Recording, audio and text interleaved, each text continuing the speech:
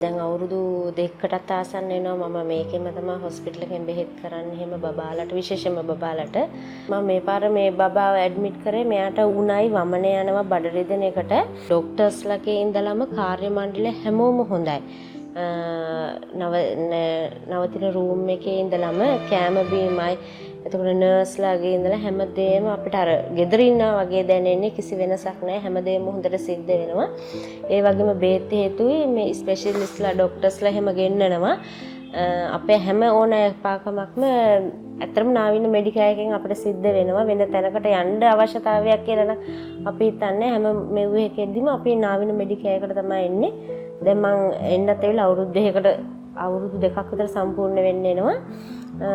කිසිම ප්‍රශ්නයක් නැතුව හැමදේම පහසුවෙන් කරගන්න පුළුවන් නාවින මෙඩිකල් එක මහරගමට ආවොත් හැමදේම කරගන්න පුළුවන් හැමදේමත් තියෙනවා මෙතනින් පිටින් කරගන්න ඕන කියලා නෑ හැමදේම ඇතුලින් තියෙනවා